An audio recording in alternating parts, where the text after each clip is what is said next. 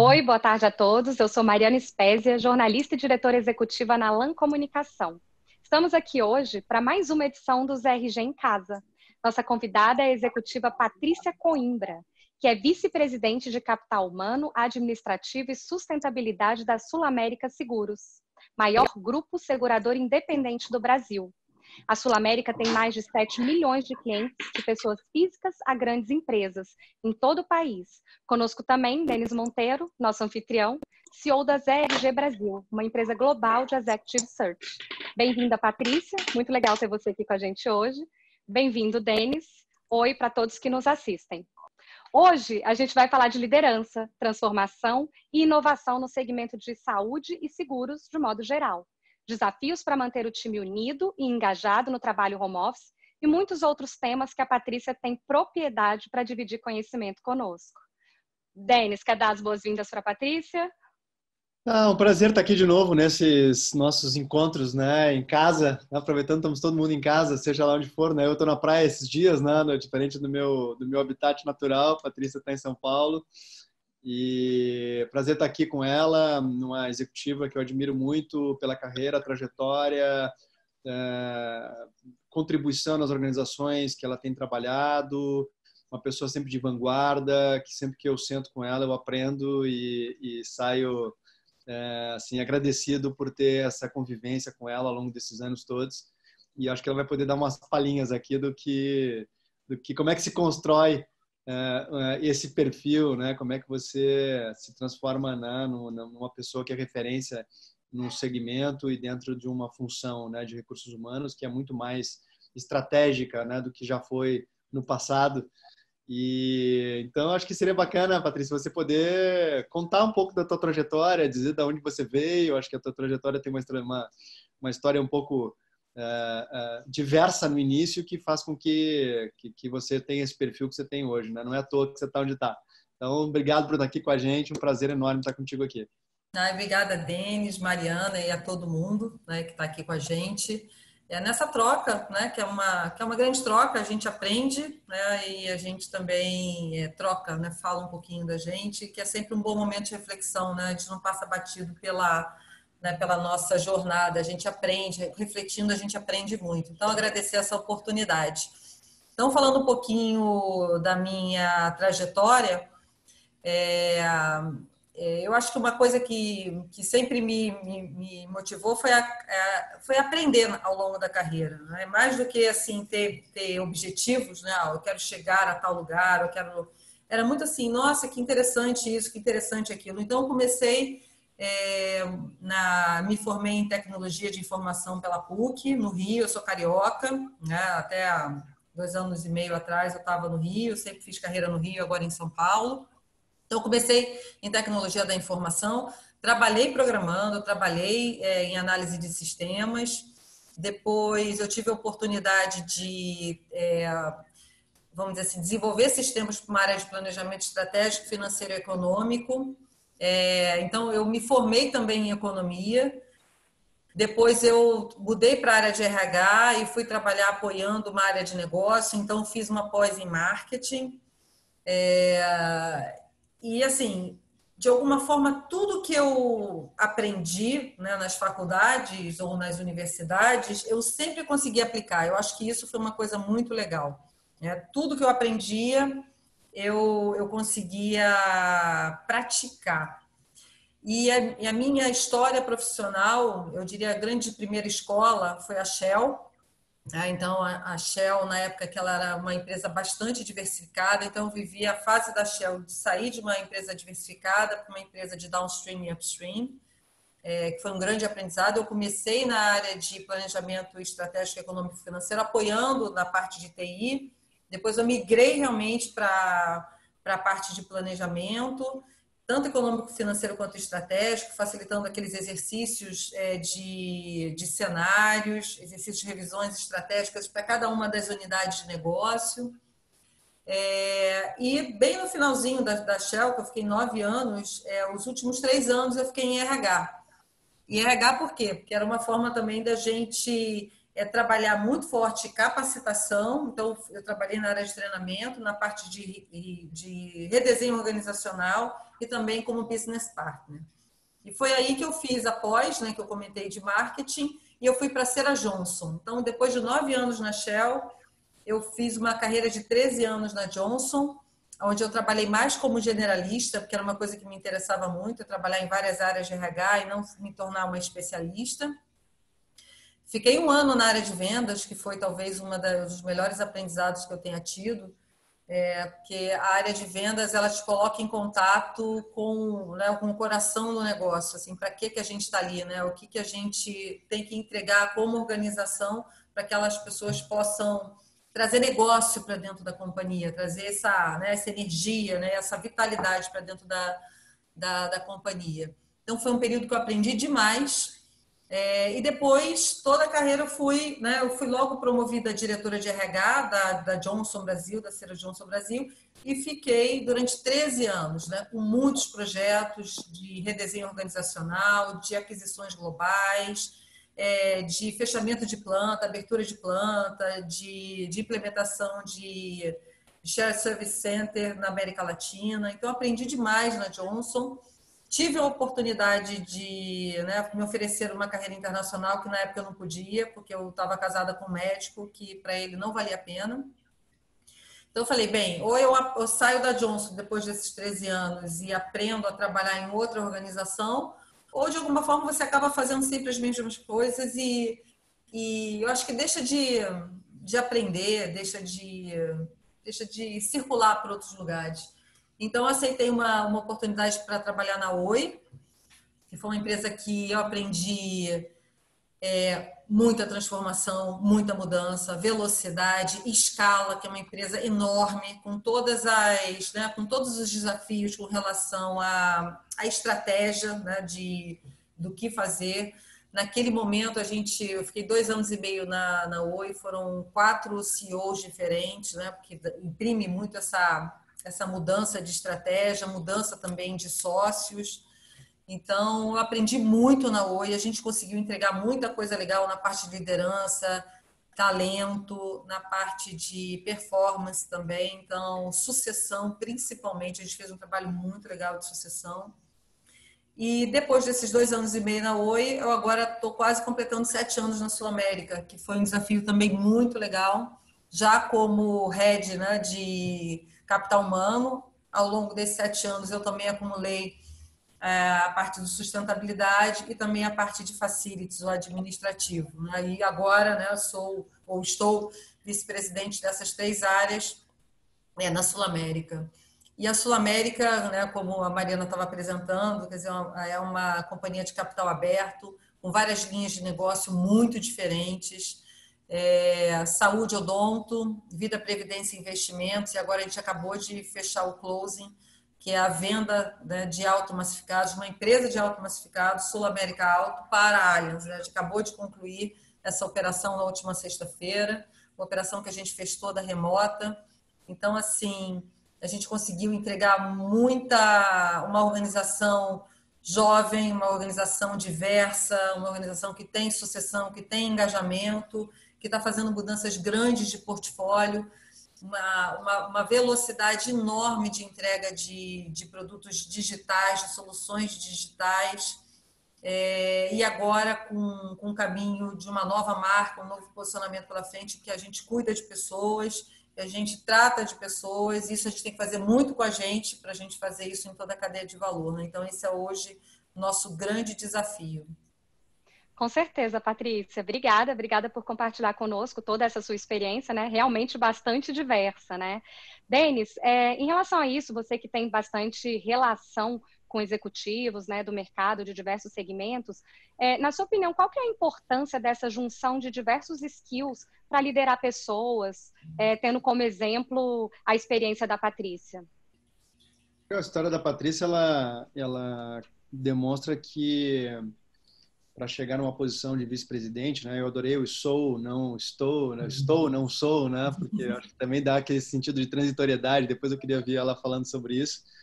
mas eu vejo a carreira dos executivos que tiveram mais sucesso, e é uma grande escola nessa linha de mexer os profissionais de uma área para outra, fez muito bem feito ao longo do tempo, foi a Ambev, né? Talvez uma das primeiras que fez isso propositalmente, né? Com intenção de fazer com que a pessoa que era de linha fosse para RH, do RH para vendas, para supply, quer dizer, fazer uma movimentação intencional.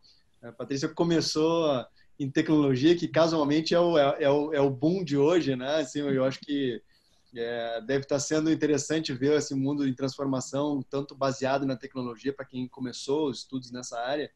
Eu estava me lembrando da minha formação, eu quando fiz meu curso de psicologia, meu trabalho de conclusão ele foi da implementação da tecnologia na organização e os efeitos psicológicos que isso trazia. Então foi muito interessante porque muda muita coisa na companhia, né? Quando você tem um computador que ele te diz o jeito que ele precisa ser trabalhado versus você decide o jeito que você vai trabalhar, né? Os ERPs te dão os caminhos e não você que decide qual é o caminho, o melhor caminho. Então, é interessante que desde, sei lá, 20 e poucos anos que eu me formei, o tema da tecnologia só vem acelerando e a transformação digital, né, que a Sul América está fazendo e o mercado em si, com tanta velocidade, faz com que esse aprendizado em várias áreas seja de muita utilidade. Eu acho que a carreira dos executivos de recursos humanos que tiveram a oportunidade de trabalhar em outras áreas, ela é muito mais rica porque a conversa com o business se torna diferente, né? Então, é uma conversa mais ampla e mais de negócio, e é o que o RH pode fazer pelo negócio e não o contrário, né? Assim, e quando a gente entende isso, né? Eu que também já fui de RH,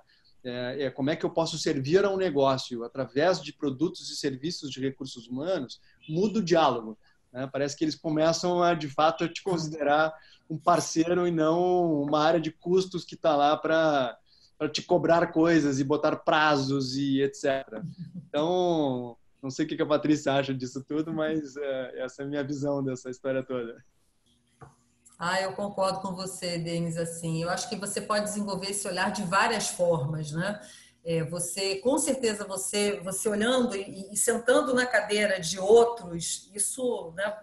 Quando você muda de cadeira, você muda de mindset, né? É o que falo, né? Mudou de cadeira, mudou de mindset.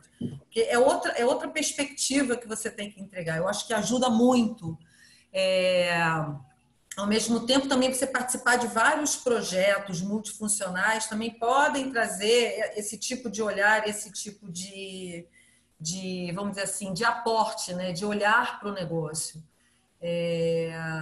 E eu acho o que você falou é essencial, né? E aí é um balanço bem delicado, né? Você tem que entregar valor para o negócio e tudo que você oferece, né, como RH, ou como finanças, ou como marketing, tem que gerar esse valor para o negócio.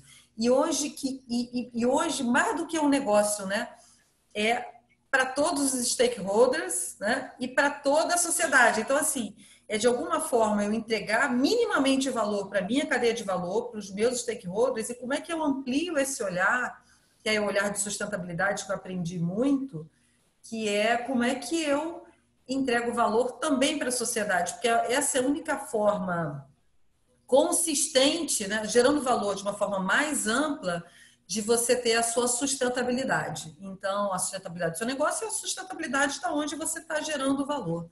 Então, e eu acho que isso é tão mais, vamos dizer assim, é tão mais interessante e traz tantas camadas na tua atuação, mas tudo isso só faz sentido se você, no final das contas, entregar esse valor a que você se propõe, né? E não é você, é o conjunto de pessoas, é o conjunto de pessoas do negócio. Eu acho que é isso que eu adicionaria, quer dizer, reforçando o que você colocou, sabe?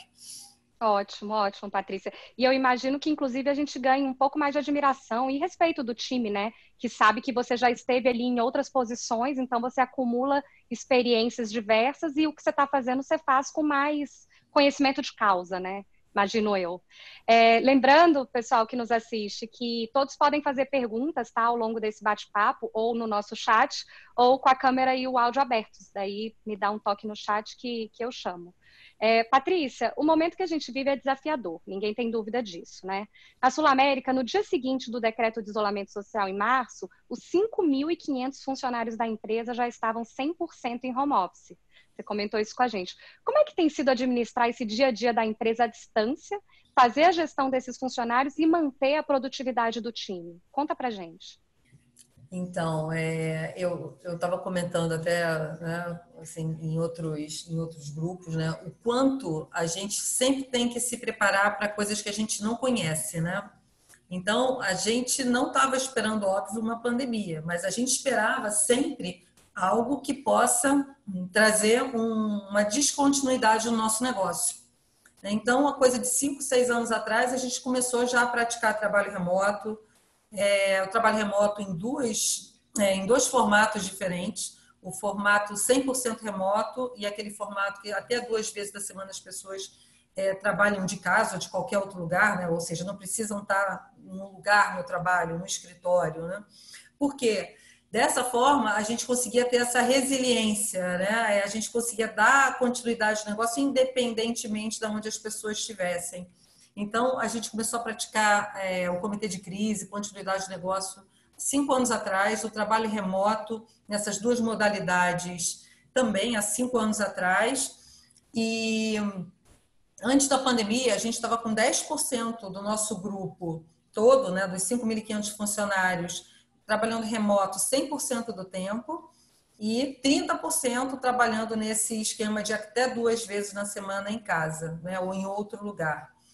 E foi um trabalho muito conjunto que a gente fez com a equipe de operações, com a equipe de tecnologia. Porque, assim, é muito difícil você viabilizar esse tipo de modelo de trabalho, gestão, de informação e de rituais de trabalho, se você não trabalhar, né, não estiver junto com a equipe de tecnologia muito forte. Então, Olimpíadas, Copa do Mundo, manifestações, alagamentos, greves, a gente sempre trabalha nesses testes, né, de continuidade do negócio e de informação fluindo, das pessoas trabalhando juntas, mesmo que parte no escritório e parte em casa. E quando veio a pandemia, né, foi assim, a gente já estava, né, já tinha acionado o comitê de crise, então a gente estava compartilhando essas informações e já, né, os grupos de risco foram os primeiros a trabalharem de forma remota. E quando a gente fala assim, não, a decisão é pelo bem-estar, né, sempre esse é o nosso critério principal, é a saúde e bem-estar dos nossos funcionários. É isso que a gente tem que assegurar, de forma que a gente consiga assegurar toda a entrega que a gente se compromete com todo mundo, né? Primeiro é com a gente, né? Com os nossos funcionários, para eles conseguirem continuar entregando, né, todo esse valor para os nossos clientes, corretores e parceiros. Então, como é que é isso, né? O início, né, a gente dividiu todo esse momento em fases que a gente foi aprendendo, né? Bem, primeiro, todo mundo tem que estar bem em casa, trabalhando remotamente em casa. Depois, bem, está todo mundo? De que forma a gente funciona remotamente? Que é uma coisa é eu trabalhar remotamente, a outra coisa é nós funcionarmos como organização remotamente. Os 5.500 funcionários, incluindo central de atendimento, equipe de vendas, equipe de emissão, área de investimento, saúde, enfermeiras, médicos. Então, assim, como é que a gente, de alguma forma, assegura que esse conjunto está acontecendo? E depois foi como é que a gente diz para todos os funcionários, a gente tem contato com os funcionários o tempo todo. Então, a liderança com hangout, com reuniões, com os rituais, ou seja, muitos rituais. Eu acho que isso fez muita diferença, né? Da liderança estar muito junto, as equipes estarem juntas, o hangout, a ferramenta que for, né? Se vendo, se falando, se cuidando, se apoiando. A gente com um trabalho absurdo também no ambulatório de entender como é que estavam as pessoas, os familiares, monitorar quem não estava bem, cuidar de quem estava infectado. Então, um trabalho permanente de comunicação, de transparência e de cuidado, né? Então, se a gente for olhar o balanço aí de todos esses, sei lá, eu acho que a gente está quase a 120, 130 dias ou mais trabalhando de forma remota, pelo menos na Sul-América, a gente vai sentindo um pouco o pulso da organização para ver o que a gente precisa fazer para assegurar esses rituais de cuidado, rituais de conversa e rituais de entrega. E eu acho que, assim, só para não me estender mais, né, assim, a gente fez uma pesquisa Pulses em que a gente avaliou, né, como é que as pessoas estavam se sentindo em termos de cuidado, de informação, né, de ferramental também, para elas se cuidarem fisicamente e emocionalmente também. Então, o resultado foi muito positivo, as pessoas estão se sentindo super cuidadas nesse período. E, adicionalmente a isso, a gente fez a separação da empresa em duas, né, remotamente, com sistemas, com filiais, com equipes, e tudo isso remotamente. Então, foi assim uma entrega absurda que a equipe fez. A gente duplicou a equipe comercial, então a gente contratou 150 pessoas novas durante esse período, tudo digitalmente, tudo online, a integração. E é muito interessante a gente ouvir dessas pessoas que entraram há 2 semanas ou há 3 meses, o quanto elas já têm o DNA da companhia, né? Então, eu acho que dá muito orgulho, né? O trabalho, não que poucos fizeram, mas que todos nós fizemos, né? Todos os funcionários estão conseguindo fazer até o momento. Perfeito, Patrícia. Eu ia te perguntar, inclusive, isso, sobre contratações nesse momento, né? Contratações à distância, que a gente não tem o famoso aperto de mão, enfim, o olho no olho, né? Tão importante, né, no relacionamento pessoal. E também sobre desligamento, se houve algum desligamento na empresa nos últimos meses. E como é que foi, enfim, como é que foi o onboarding dessas pessoas que estão chegando e como que foi a saída desses profissionais? Conta pra gente um pouco sobre Então, isso e Mariana, esse depois eu também faço. foi um grande desafio. A gente fez a adesão ao Manifesto Não Demita, né, que a gente tem esse compromisso com, não só com os nossos funcionários, mas também com toda a cadeia de valor, né? Então, o quanto a gente é consistente, né, com quando a gente fala que a gente vai cuidar de toda a cadeia de valor. Então, fazendo a gestão de banco de horas, né, não cancelando contratos, não demitindo. A gente teve demissão, sim, por desempenho, né? Então não demita nenhum tipo de grande demissão em massa em função da pandemia. Então a gente, mas que sabia que uma organização tem que continuar tanto trazendo gente quanto também, né, fazendo desligamentos quando não está mais funcionando para os dois lados, né? Então a gente já também na questão da digitalização, a gente digitaliza as jornadas dos clientes, né, dos nossos beneficiários, dos RHs, né, que são os nossos clientes também, corretores, prestadores e colaboradores. Então, a gente estava em 2 jornadas, uma de integração digital e a outra de gestão de desempenho digital, que a gente vem incorporando uma série vamos dizer assim, de processos mais ágeis, né, e que a gente checa o NPS também junto com os colaboradores. E uma delas foi justamente a admissão e a integração digital. Então, a gente, quando chegou a pandemia, a gente tinha o desafio de contratar 150 pessoas novas para a nossa equipe comercial, né? A gente falou, gente, é agora que a gente tem que acelerar essa jornada do colaborador nesta parte, né, de recrutamento, seleção e integração. Então, tudo que a gente já tinha de carteira de trabalho digital, de documentos que não eram necessários e que a gente ainda exigia, de conversas, de boas-vindas. Então, as equipes fazem vídeos de boas-vindas para os funcionários, uma plataforma que a gente desenvolveu, que já vinha, né? Então, toda a trilha de integração, a gente intensificou essa trilha e muita conversa por Hangout. Não só conversa, como também happy hour, café da manhã, para as pessoas se conhecerem, conhecer os executivos, conhecerem a companhia, né? Então, muito sucesso nisso. E também os próprios desligamentos, que a gente teve alguns desligamentos também por desempenho, por algumas razões, não em decorrência da pandemia. E o quanto a gente sempre tem que ter respeito e cuidado em qualquer situação, tanto para quem entra, quanto também para quem está saindo da companhia, né? Às vezes as pessoas saem nesse momento e muitas vezes também podem voltar. A gente tem muitos casos, tá? Então, a gente estava comentando, né? Não é a forma, não é a ferramenta com que você faz que é o mais importante, né? Eu posso fisicamente ter um péssimo processo de saída, né, e digitalmente um ótimo processo.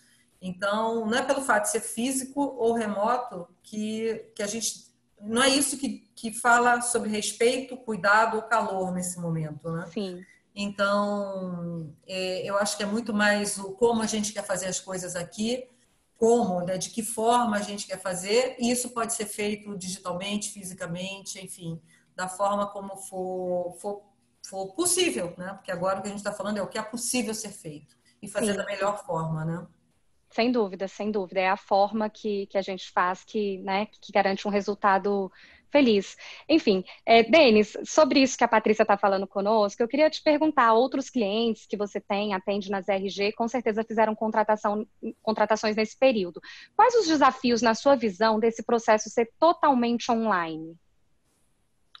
É o possível, como diz a Patrícia.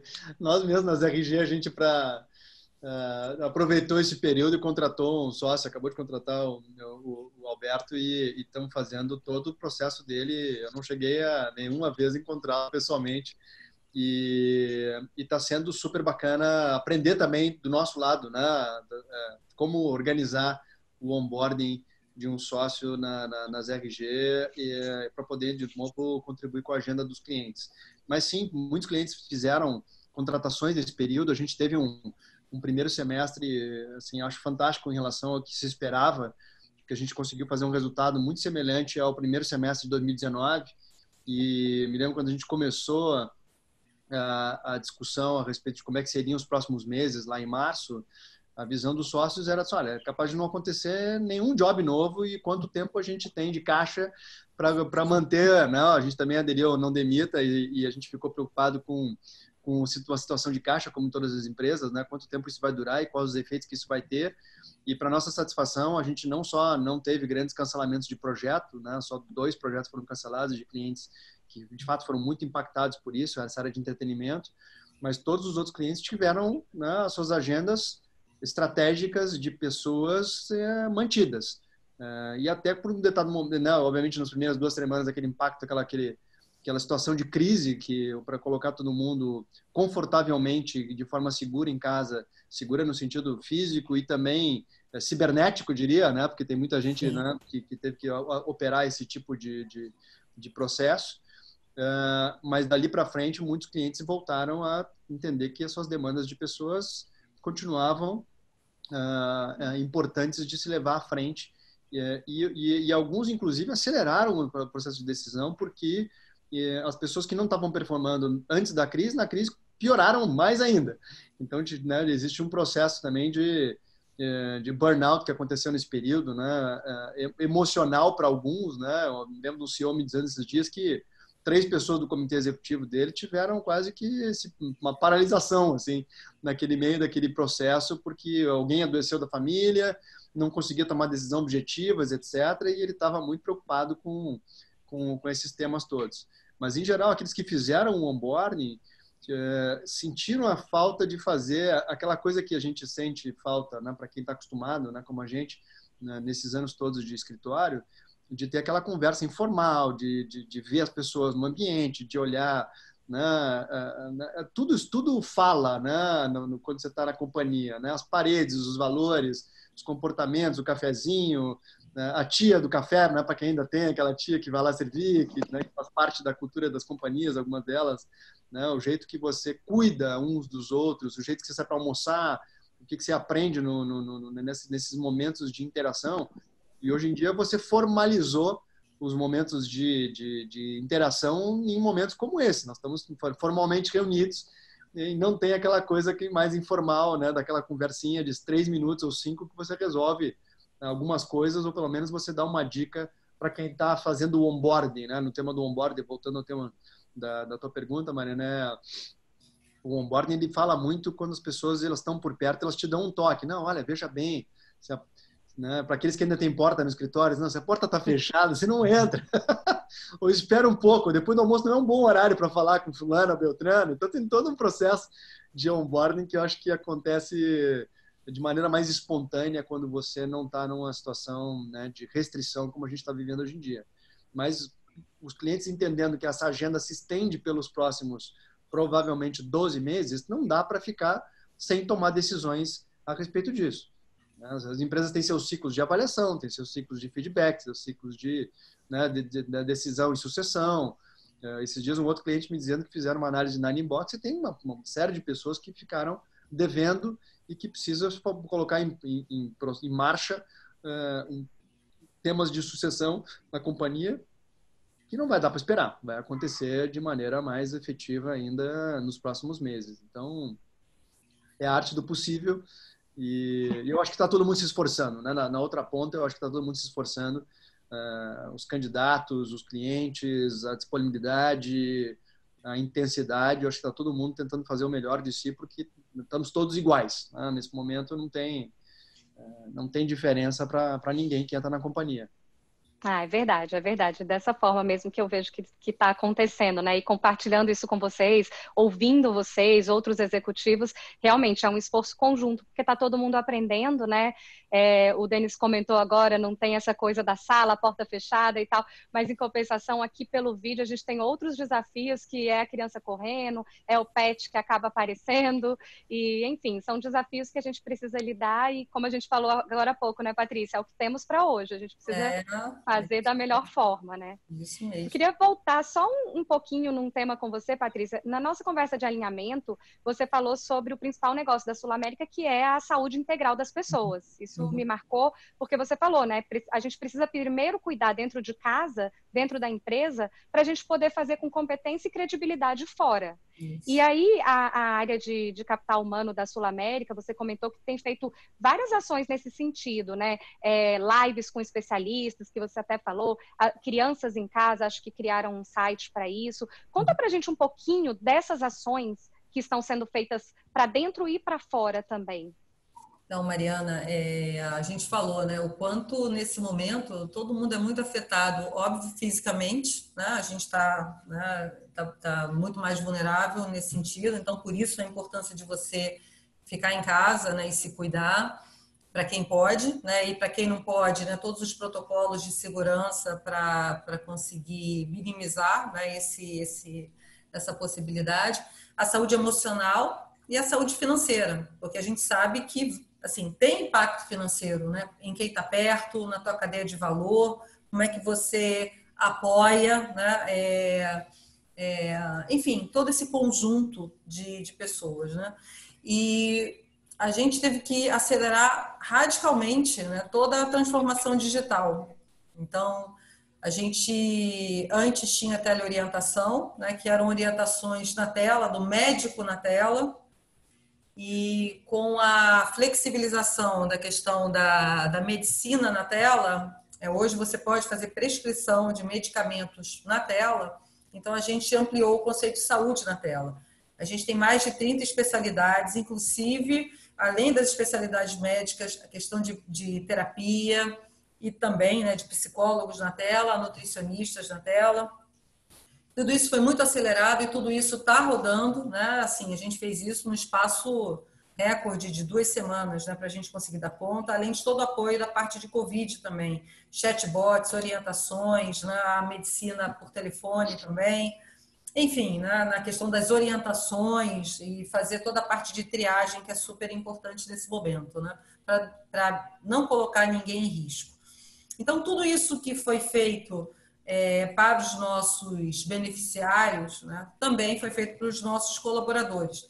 E a gente tem o nosso ambulatório, o nosso médico do trabalho não é o médico de saúde ocupacional, é o médico que ouve as pessoas, que entende, que faz o mapeamento de riscos, de suspeitos. Então, o nosso ambulatório, a nossa equipe é própria e a gente faz toda essa inteligência com relação a essa saúde mais ampla dos nossos colaboradores.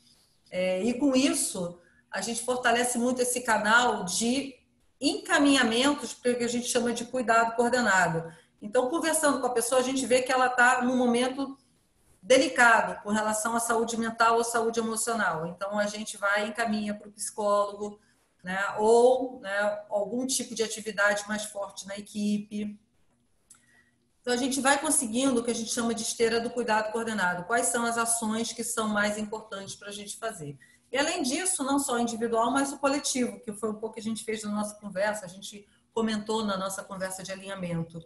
Então, lives com especialistas com relação à ergonomia, com relação à saúde mental, a como é que você dá conta das crianças em casa, além da postura, você fazer massagem também, né? O quanto você diminui tensão, nutricionistas, e todo dia a gente solta dicas diárias, né? De orientações com relação ao uso de máscaras, a questão de limpeza de compras, mas tudo isso num esquema de meme, né? Numa linguagem super leve, informal, porque é o que a gente fala, a gente não precisa de linguagens que são longe, né? Linguagens técnicas. A gente precisa passar essas informações de uma forma atrativa, leve, divertida, porque é isso que chama a atenção das pessoas. Então, esse cultivo a gente faz o tempo todo, ouvindo das pessoas, e os próprios colaboradores também dão dicas. Olha, tem esse filme legal, ou tem essa dica legal, ou tem esse especialista, e a gente vai compartilhando também com com todo o nosso grupo, as dicas dos colaboradores também, né? Então, eu diria assim, é uma grande comunidade de cuidado. A gente se cuidando, se ajudando, e eu acho que é por isso que a gente está tão... Talvez a gente nunca tenha ficado tão forte como a gente está hoje na Sul-América, que é como se a gente realmente estivesse vivendo o nosso DNA, que é o DNA de se cuidar e cuidar também aí de todo mundo. De cuidado mesmo, né? O Denis tem falado também sobre esse cuidado do time, do funcionário, enfim, do familiar, porque no fundo estamos todos integrados e se alguém fica doente, né? Vocês falaram há pouco aí, isso afeta decisões, afeta performance, né? Eu vou chamar agora, Patrícia, o Geraldo Teixeira, ele é sócio da ZRG e ele lidera as práticas de seguros, serviços financeiros e indústria dentro da empresa. Geraldo, se você puder, abre seu áudio e seu vídeo, por favor, para perguntar para a Patrícia, assim ela vê seu rostinho. Tá bom. Oi, Mari. Obrigado pela oportunidade. Oh, imagina. Patrícia, mais uma vez, super legal estar aqui com você. Obrigado por aceitar o convite. A pergunta é o seguinte, eu vejo a Sul-América como um player que está na vanguarda em relação a ferramentas e políticas relacionadas a capital humano, né? E aí, nesse sentido, quais os ensinamentos que a pandemia traz e o que muda em relação às competências que a Sul-América vai buscar daqui para frente, né? E ainda sobre os ensinamentos ou mudanças, né, por conta da pandemia, mudou alguma coisa em relação à forma ou em relação às ferramentas de gestão de desempenho dos funcionários, dado esse cenário de isolamento? Geraldo, obrigada aí pela pergunta, né? Legal te ver também. Eu acho que, assim, nesse momento, a gente tem que estar preparado para coisas que a gente não sabe, né? Então, assim, quando você fala de gestão de desempenho, por exemplo, né? Qual é a medida hoje, né, que a gente entregou alguma coisa? Entregamos o quê? Quando, né, todo o perfil, né, do teu resultado ele mudou, né, com relação a indicadores financeiros, de operação, tudo mudou. Alguns melhoraram, outros pioraram, mas nada de acordo com o que você planejou lá no final do ano passado, né? Porque é quando as coisas acontecem, né, em relação a essas direções, né? Então, eu diria assim, nesse momento a gente tá com a gente agilizou muito a forma de tomar a decisão, a gente tem muito mais conversa ao invés de PowerPoint, né? Então, aquele bando de informação, aquele bando... A gente conversa todo dia, o comitê executivo todo dia de manhã, de 8h30 às 9h30, conversa, a gente fala do negócio, a gente fala das pessoas. Aliás, a pauta sempre começa com colaboradores, sempre. Como é que estão, número de positivos, se tem internados, né? O Gabriel sempre manda um e-mail para todo funcionário que recebe alta. Então, assim... O que a gente vem fazendo a gente tem que ser mais leve, a gente tem que ser mais ágil, a gente tem que conversar mais. E não que a gente não fizesse isso antes, mas está fazendo isso muito mais agora, né? E bem, como é que vai ser um processo de gestão de desempenho? Vamos desenhar, vamos pensar no que faz sentido. Como é que isso simplifica, entendendo que o contexto mudou completamente. A gente não pode fazer da mesma forma, né, num contexto tão diferente. Então, vamos construir, é o que a gente está fazendo. E com relação a habilidades, eu acho que tudo que a gente ia soltar esse ano de comportamentos digitais, tudo foi acelerado. Faz mais sentido a gente estar falando de comportamentos digitais.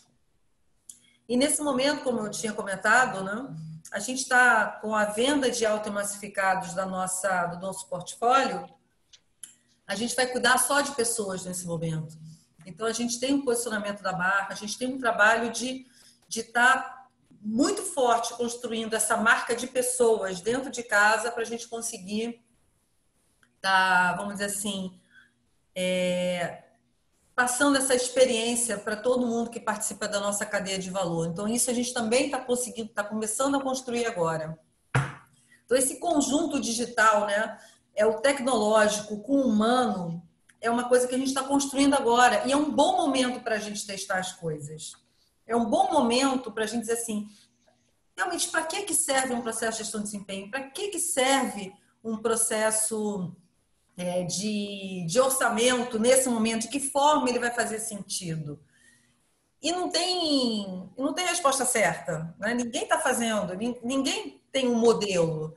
E eu acho que a gente tem que estar aberto a fazer isso. Bem, então, o que faz sentido para a gente? O que faz sentido para os nossos funcionários? O que faz sentido para o nosso negócio? Então, eu acho que essa pergunta, que estava um pouquinho esquecida, ela está começando a fazer muito sentido, e eu acho que tem tudo a ver com esse mundo cada vez mais complexo, incerto, né, ágil, que a gente talvez esteja vivendo de uma forma muito contundente agora, mas ele já estava por aí.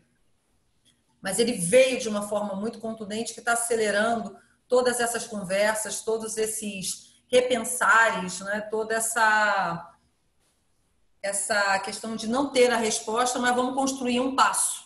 Vamos dar um passo nesse sentido e ver como é que isso funciona. Então, Geraldo, eu acho que assim, é como é que a gente lida melhor de não ter uma resposta, de não ter um oráculo, mas assim, olha, como é que a gente faz isso e principalmente escutando as pessoas, quem é impactado.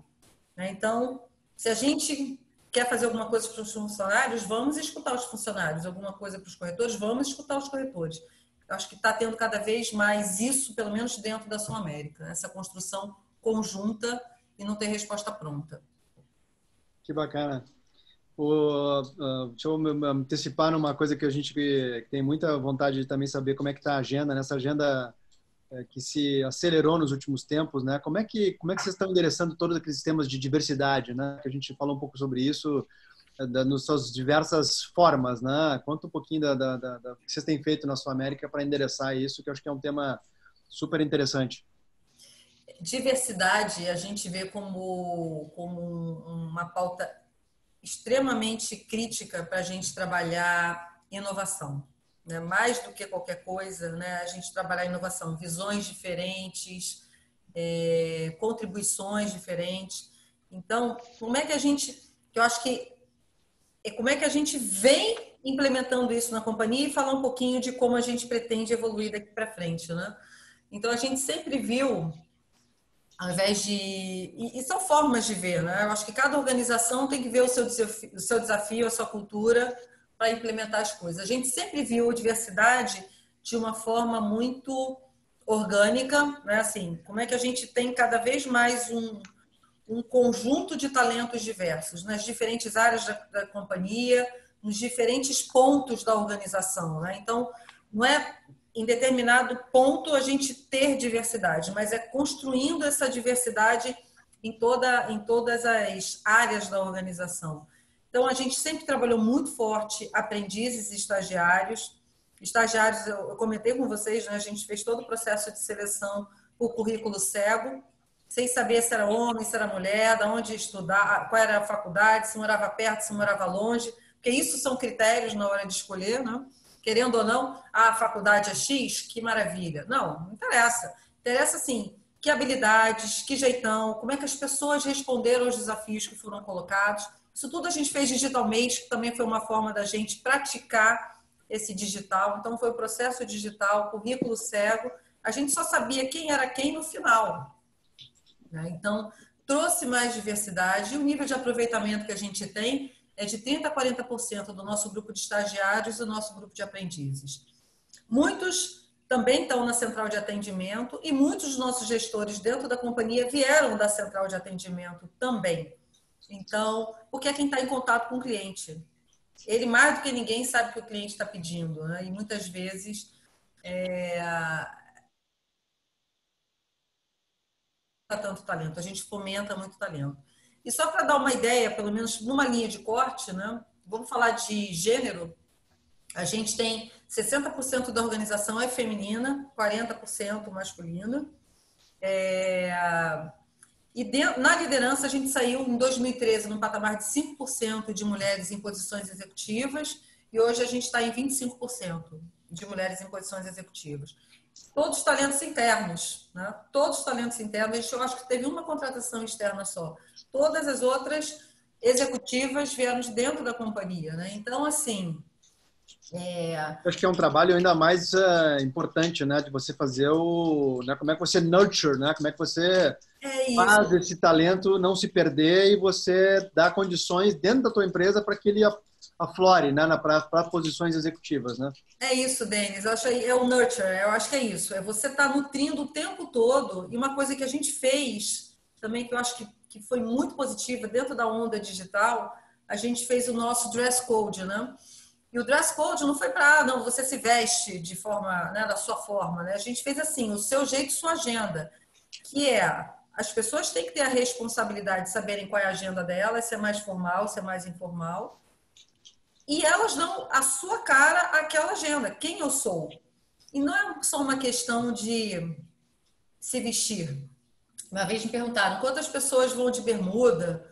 Eu falei, gente, não é uma questão de bermuda ou de terno, né, ou de salto alto. É uma questão da pessoa poder ser quem ela é. Né? Ter o cabelo que é ela, ter as tatuagens, ter o jeito, a forma de se expressar, o que ela pensa. Porque isso é quase como se fosse assim, olha, a gente realmente a gente quer você 100% aqui, 120%. A gente quer quem você é. E você tem essa responsabilidade de saber se colocar e se vestir, a linguagem dentro de cada um dos fóruns diferentes que a gente todo dia está entrando, né? Todo dia a gente entra num fórum diferente. Como é que a gente se coloca? Isso é uma responsabilidade de cada um, né? Então, é isso que a gente vem fomentando até agora.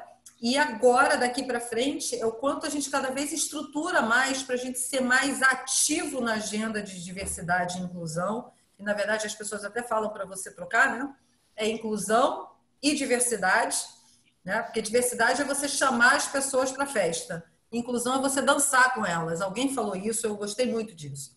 Então, você é para dançar, não é para chamar para a festa. Então, eu acho que a gente está no momento da agenda que é esse, assim, como é que a gente é mais propositivo, como é que a gente é mais ativo para a gente acelerar essa agenda que é tão crítica para a inovação do nosso negócio. Tem um livro novo da Frances Frei, não sei se você viu, ele fala exatamente sobre isso, né? Diversidade é o primeiro passo, mas a inclusão dessa diversidade é que traz o melhor resultado para a companhia. Não adianta só botar um monte de gente diversa que o resultado não vai ser melhor. Não. Essa é a conclusão que se faz hoje em dia. Não é só a diversidade, é a diversidade com um modo inclusivo onde as pessoas de fato consigam trazer para a mesa o que tem de melhor para a companhia. Então, eu achei muito bacana esse livro novo dela, que trata exatamente desses temas todos. E é o que você falou, é o nurture, né? Porque o nurture não é você ter gente que pensa diferente, é você ter gente aberta a escutar e a incluir e a construir soluções com pensamento diverso. Porque, de novo, né, a gente está cada vez mais, até um grande perigo, né, que a gente está vivendo hoje, né, o outro lado, né, o lado B, nem o lado A, o lado B, para tudo, é a gente se fechar muito em bolhas, nos mesmos diálogos, nas mesmas falas, nas mesmas escutas. Então, mesmo ao longo da pandemia, assim, como é que eu entro em lives, em lugares, faço cursos que me levem a lugares diferentes para eu não perder essa capacidade de ter uma escuta do que difere de mim, do que eu não estou acostumada, né? Porque é muito fácil você, nesse momento de muita insegurança, você caminhar sempre onde é o mais seguro, que são as mesmas falas, as mesmas pessoas, as mesmas soluções. Eu ia te perguntar... desculpa, Denis. Não, eu vou roubar agora da Mari aqui, porque ela deu uma deixa para a gente falar daquelas coisas que eu acho incríveis, né? Sim, sim. Inclusive, eu até anotei aqui, mas, Rob, pode roubar. Eu acho que é uma coisa que a Patrícia tem feito na vida pessoal dela, né, Denis? Mas que vai ajudar todo mundo que está aí do outro lado nos assistindo. Vai lá, Denis. Tá com Não, eu achei incrível a gente conversando sobre... Eu sei que a Patrícia tem sempre um olhar por aquilo que é o diferente, né? Que não é o mainstream. E eu achei engraçado que eu acabei de citar um livro da Frances Frei, que foi minha professora em Harvard, que é uma referência para mim. Mas eu sei que a Patrícia tem buscado referências onde ninguém está olhando. Então, eu queria que ela contasse, né, a Patrícia pessoa, o que ela está olhando, estudando, onde ela está buscando referências novas, porque eu acho que tem muita coisa interessante aí. Um lugar que eu estava comentando, né, com a Mariana e com o Denis, né, a parte de sustentabilidade eu trabalhei muito forte na Schumacher College, que é na Inglaterra e que tem uma perna no Brasil. Então eu gosto muito de escutar quem não é escutado sempre, né? Então a Schumacher promove uma série de debates, uma série de conversas de pessoas, lideranças indígenas, muitas comunidades quilombolas do Alto Xingu. Você tem lideranças femininas de comunidades. Eu escutei também de comunidades da periferia, que a gente fala que não é periferia, é o centro do país, quando a gente fala de grande parte da nossa população, ela que é o centro, né? Não são as bolhas que são o centro, e a gente sempre fica com a noção de que aonde está o centro? O centro está nessas vozes, né? Que é a grande parte da nossa população. Então, ouvi muito essas lideranças que até falam muito, né? Assim, de repente, o que vocês estão vivendo ou chamando de novo normal é o nosso novo normal há muito tempo, que é não ter segurança com relação a emprego, com relação a segurança, se vai ter o que comer no dia seguinte, se vai conseguir voltar para casa por causa de uma violência, de um tiroteio ou de uma violência doméstica. Então, essa insegurança, essa incerteza que a gente vive hoje é algo que já está em todas essas pessoas, na realidade, essas pessoas há muito tempo, né? Então, como é que a gente aprende com essas pessoas, na verdade? E como é que a gente ajuda essas pessoas entendendo elas? Então, esse é um olhar que eu sempre gosto de ter, de ouvir diferente. Eu comentei naquele dia que a gente conversou, de noite eu ia fazer um curso do Barco, né, que é de uma curadora que estava falando sobre a sociedade 24/7. Né? Então, através de artistas que contestam o 24/7, como é que você, através das artes plásticas, você tem uma leitura diferente, uma leitura de outro lugar do que a gente se impõe como sociedade, se é isso mesmo que a gente quer fazer, ou de que forma a gente pode ampliar as nossas referências com relação a essa velocidade que não faz a gente pensar, não faz a gente refletir, faz a gente só reproduzir e repetir padrões, né? Que não estão levando a gente a lugares muito bons, né? Então, como é que a gente amplia de novo o nosso olhar, a nossa reflexão e, consequentemente, as soluções que a gente pode propor para a sociedade, para o mundo, né? Para o que a gente vive, né? Então, assim, eu gosto muito de ir para esses lugares, né? Eu estava comentando também, né, que eu li o Antifrágil, que é um livro do Taleb, que é o segundo livro. Ele antes tinha escrito do Cisne Negro e agora esse do Antifrágil, né, que agora ele já está com um novo livro. E que eu gosto muito da referência que ele traz, né, que a humanidade ela sempre se prepara para a guerra que passou, olhando para trás, né, aprendendo com o que passou. E a natureza sempre aprende com o que ainda não veio. Ela se prepara como um sistema imunológico, né, como a própria natureza, ela se prepara para possibilidades de mundos que podem não acontecer, mas ela se prepara. Então, em cima das referências, né, e dos sinais que ela vai percebendo. E o quanto a gente, para ser antifrágil, a gente tem que caminhar no mundo da complexidade, da incerteza, dos lugares não andados, das escutas não ouvidas, né, dos lugares que a gente não conhece. Que é dessa forma que a gente se torna antifrágil e que a gente pode contribuir para um mundo mais antifrágil também, né? Então, eu tenho pensado muito nisso. Como é que a gente pode trazer esses conceitos ou esses pensares, né, para o nosso dia a dia? Porque dá para a gente conciliar. A gente pode fazer isso de uma forma mais ampla ou menos, mas pode fazer essas intervenções no nosso dia a dia pessoal e profissional também. Perfeito. Você tinha até comentado de um outro curso que você fez também, eu anotei, que é Neurociência e Atenção Plena, né? Sim. E eu tô sempre anotando, Sim. porque, enfim, essas conversas, como elas nos ensinam, né? E uma das coisas que você tinha falado, e vai muito ao encontro do antifrágil, né, que você acabou de falar do Caleb, é como é que a gente navega e constrói soluções em situações de alta complexidade, né? Sim. Então, deixando de ouvir quem a gente ouve sempre, né? É o que você falou. Isso, para mim, de fato, foi um ensinamento. A gente já está chegando no final, passa muito rápido, impressionante. E aí eu vou passar a bola para o Denis, que ele tem uma pergunta que todo mundo quer saber e a gente se espelha nos grandes executivos como você para a gente tentar ficar um pouquinho melhor, né, no nosso dia a dia profissional. Então, vamos lá, Denis. Eu tenho uma pergunta que eu acho que, independente de quem está ouvindo agora ou quem vai ouvir no futuro isso, né, como é que a gente ajuda essas pessoas que eventualmente estão na carreira, ou mulheres executivas, ou executivos de recursos humanos, ou qualquer outro, né? Assim, talvez você possa focar nesses dois aspectos. Que tipo de aprendizados você acha que eles deveriam estar atentos nessa jornada? Coisas que você vivenciou ou coisas que você, olhando para frente, inclusive, né? Nessa linha que você colocou, olhando para frente, o que você diria que seriam as dicas que você daria para esse pessoal que está avançando e evoluindo na carreira?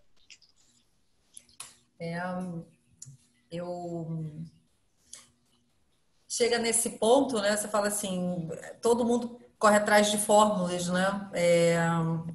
E é meio difícil, porque cada um vai ter que achar a sua. Mas se eu tivesse assim, o que fez muita diferença para mim, sendo quem eu sou, não sendo quem eu sou como executiva, mas sendo quem eu sou mesmo, Patrícia, né?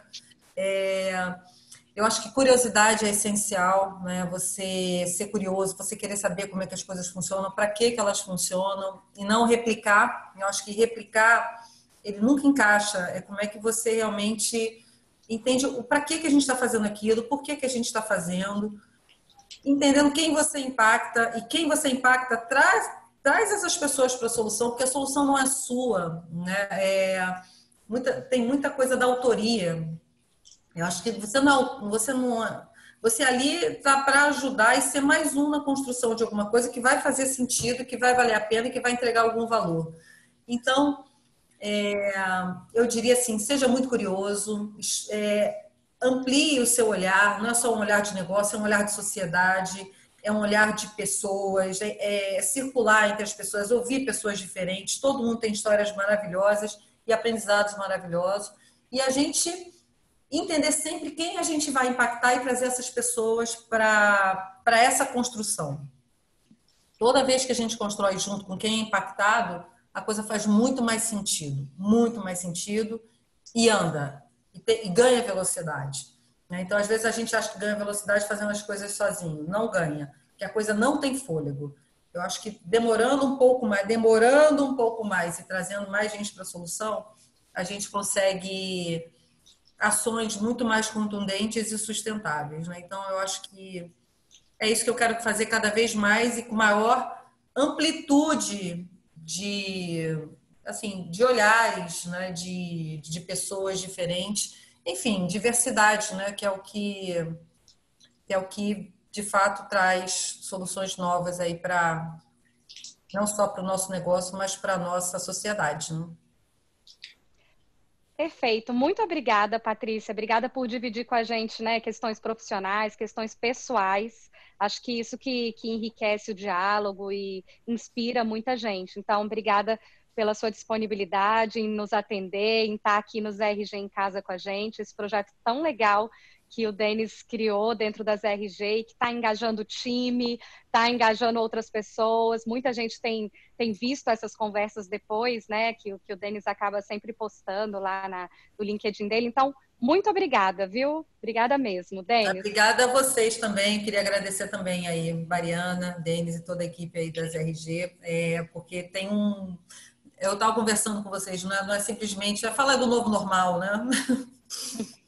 Que não existe, né, que é para nós. Então, assim, é muito cuidado realmente de trazer esses diferentes ângulos que enriquecem, né? De novo, é ouvir um ponto de vista diferente. Então, parabéns para vocês por esse cuidado.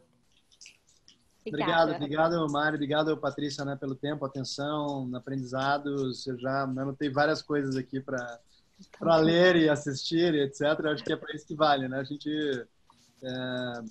de uma certa maneira, poder interagir com as pessoas, entendendo onde estão buscando os seus ensinamentos e tentar aprender com eles, né? Eu acho que quanto mais curiosos, quanto mais interessados nós formos, melhores nós seremos, né? Não é ser, eu estava falando hoje com o meu sócio sobre isso, né? Não é ser interessante, é ser interessado.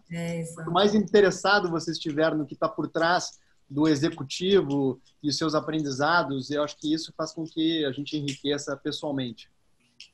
Então, super obrigado pelo tempo, atenção. Ótimo período aí de isolamento aí. Cuide bem da pequena perto de ti aí. Se cuidem também, gente. Muito obrigada. Obrigada, gente. Um abraço. Tchau, tchau.